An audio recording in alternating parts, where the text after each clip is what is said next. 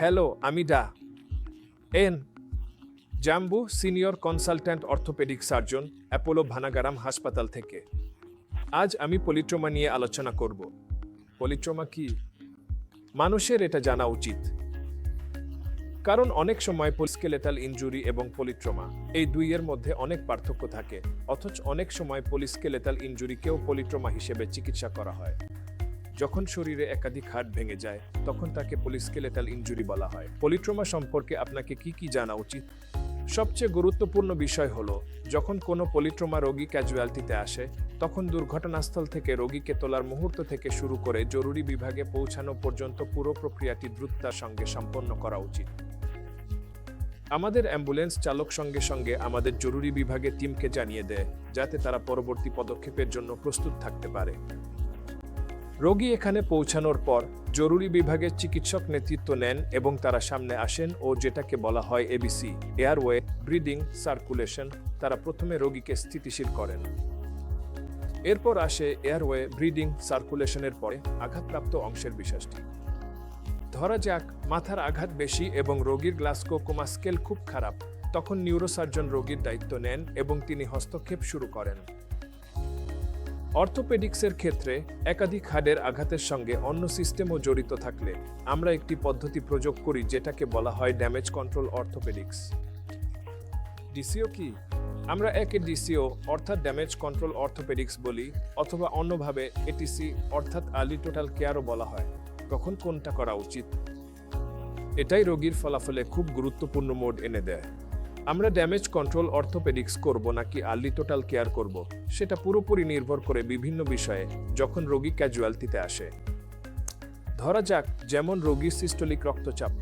পরবর্তী প্রশ্ন, কত ইউনিট রক্ত ট্রান্সফিউশন হয়েছে, তার ওন বেস ডেফিসিট কত ছিল, সে কি অ্যাসিডিক ছিল, এছাড়াও হাইপারথার্মিয়া ছিল কিনা।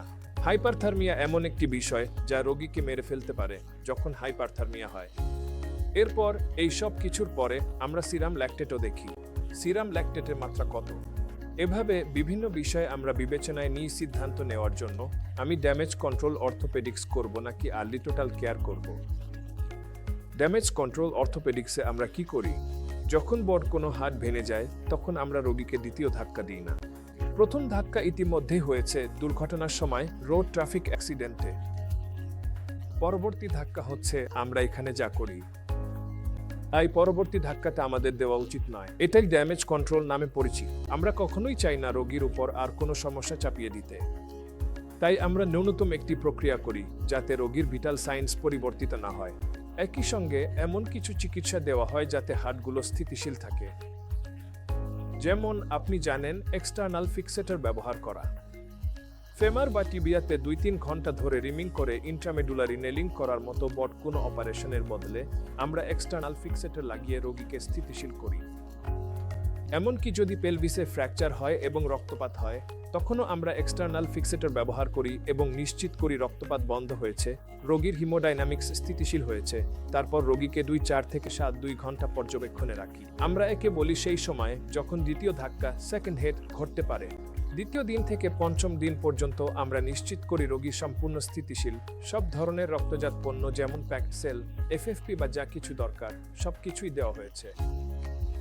এরপর যখন রোগী সম্পূর্ণ স্থিতিশীল হয়, তখন আমরা তাকে প্রাথমিক চিকিৎসার জন্য নিয়ে যাই, যেমন নেলিং বা ইন্টারনাল ফিক্সেশন, যা সাধারণত পঞ্চম বা ষষ্ঠ দিনের পর করা হয়।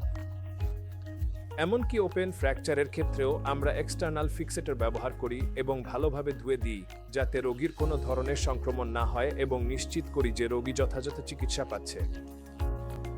তাই এই ধরনের ড্যামেজ কন্ট্রোল অর্থোপেডিক্স বা আর্লি টোটাল কেয়ার নীতিমালা পলিট্রমার ক্ষেত্রে প্রয়োগ করা হয়। এটি সম্পূর্ণভাবে প্রাথমিক চিকিৎসা প্রদানকারী অর্থোপেডিক সার্জনের বিচার বুদ্ধির উপর নির্ভর করে ঘটে। তাহলে আমি এখানে আপনাদেরকে পলিট্রমা এবং এর প্রাথমিক চিকিৎসা সম্পর্কে বলছি, কিভাবে ডিসিও বা ইটিসি পলিট্রমা রোগীর ক্ষেত্রে প্রয়োগ করা হয়েছে। ধন্যবাদ।